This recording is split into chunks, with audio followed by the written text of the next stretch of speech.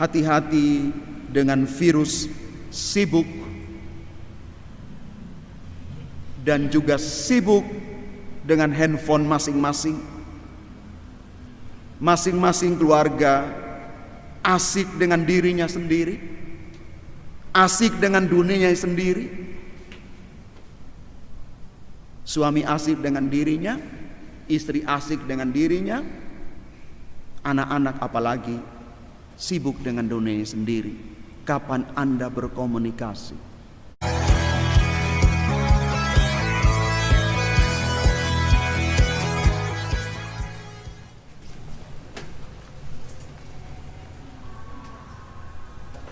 Bapak, Ibu, Saudara dan Saudari umat Tuhan yang terkasih, hari ini gereja merayakan pesta keluarga kudus, Yesus, Maria, dan Yusuf. Kita sementara juga bersama merayakan panggilan kita sebagai anggota keluarga. Karena itu, kekeluargaan dan kebersamaan yang mau kita rayakan dan kita renungkan hari ini. Lantas orang bertanya, bagaimana keluarga kudus Nazaret dikatakan kudus? Atau apa yang menjadikan mereka kudus? Paling kurang kita bisa belajar 4 semangat dari keluarga kudus Nazaret ketika kita juga bersama-sama membangun keluarga-keluarga kita.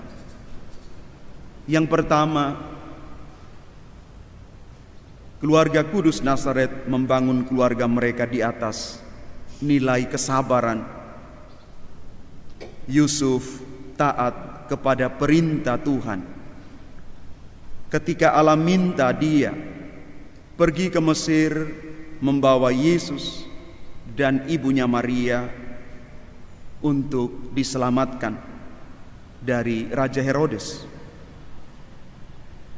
Bunda Maria juga sabar dan taat ketika menerima rahmat Allah. Jadilah padaku menurut perkataanmu. Kesabaran menjadi kunci utama ketika orang berjuang setiap hari untuk mempertahankan rumah tangga. Maka kita diajak untuk tiap hari mengecilkan emosi kita, belajar sabar. Sabar itu tidak mudah, tetapi dicoba tiap hari. Santo Paulus dalam suratnya kepada jemaat di Kolose, bab 3 ayat 18 sampai dengan 21, bicara kepada kita semua bagaimana orang belajar sabar dalam mempertahankan rumah tangga. Di sana dikatakan, hai para istri, tunduklah kepada suamimu sebagaimana seharusnya di dalam Tuhan. Hai para suami, kasihilah istrimu dan janganlah berlaku kasar terhadapnya.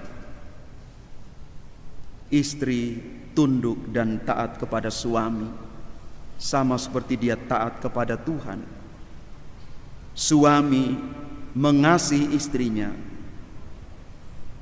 sebagai landasan kasih ketika orang berjuang bersama-sama mempertahankan rumah tangga.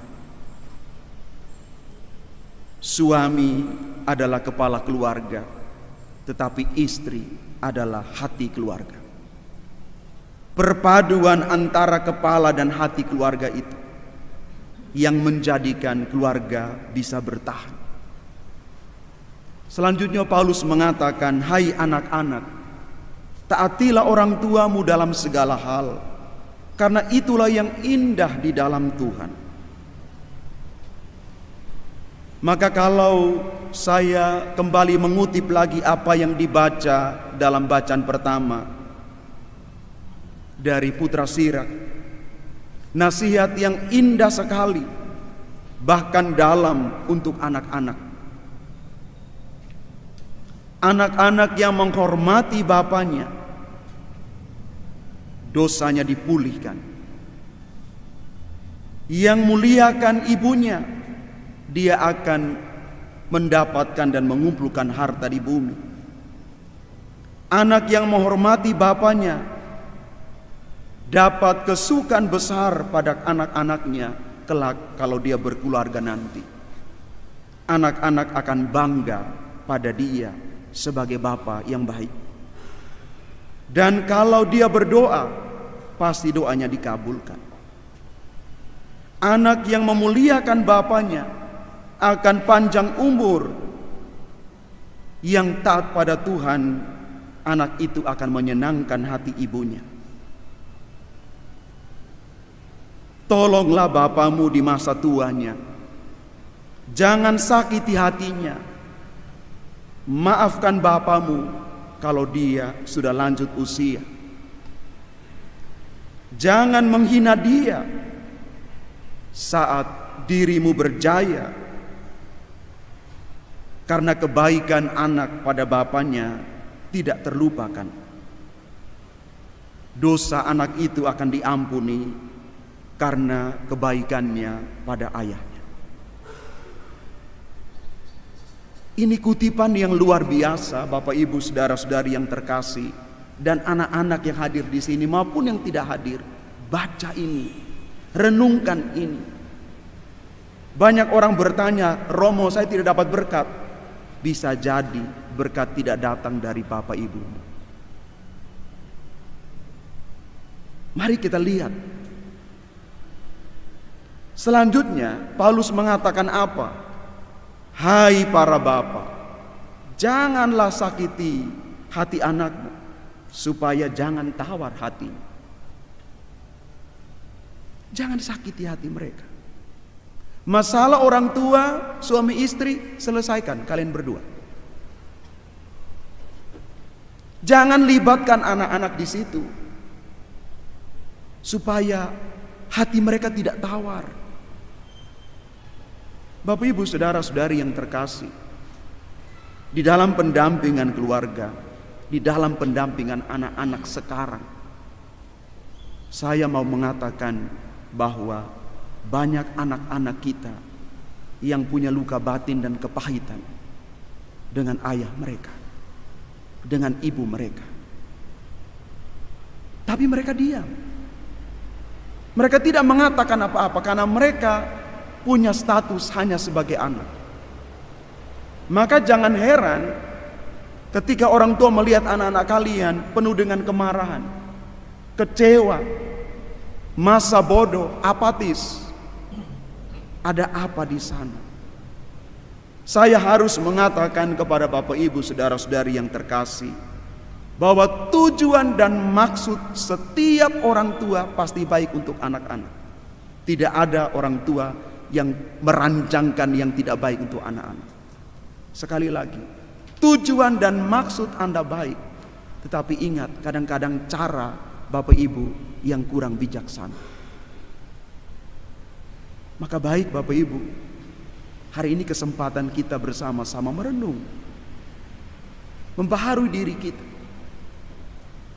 Dan yang kedua, semangat kedamaian. Hati Yusuf dan Maria terbuka untuk menerima rencana Allah. Walaupun awalnya mereka sangat sulit untuk bisa menerima tawaran Tuhan itu. Mereka tidak mengerti. Maka mari kita belajar Bapak Ibu untuk meluaskan isi hati kita, untuk saling menghargai, saling menghormati, saling mengasihi. Dalam Kolose bab 3 ayat 14, Paulus mengatakan begini, cinta kasih itu adalah pengikat, pemersatu dan penyempurna keluarga. Karena itu Bapak Ibu saudara-saudari yang terkasih, semoga damai itu tetap ada dalam keluarga-keluarga kita semua. Dan yang ketiga, semua keluarga kita diajak untuk punya fondasi doa yang baik. Doa pribadi, doa bersama sebagai keluarga. Mari bangun altar keluarga. Hati-hati kalau keluarga-keluarga sudah tidak berdoa lagi. Hati-hati. Anda boleh bekerja, boleh berusaha, tapi jangan lupa ada kekuatan spiritual yang melandasi semua usaha kalian. Doa itu bukan untuk menyelesaikan masalah secara instan, tidak. Doa itu bukan supaya hidup kita mudah, tetapi doa itu membuat kita untuk menjadi kuat, bertahan. Bahkan saya selalu mengatakan, orang bisa kuat bertahan, berjalan di atas setiap persoalan hidup yang sulit. Mari kita bayangkan keluarga berjalan tanpa kekuatan doa. Dan yang terakhir, Bapak Ibu Saudara-saudari yang terkasih, keluarga-keluarga kita diajak untuk berbagi.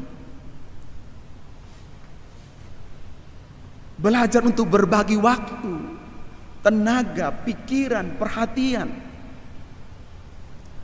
Hidup dalam keluarga, dalam kebersamaan. Bagi berkat itu yang sudah Tuhan berikan kepada Anda. Hati-hati dengan virus sibuk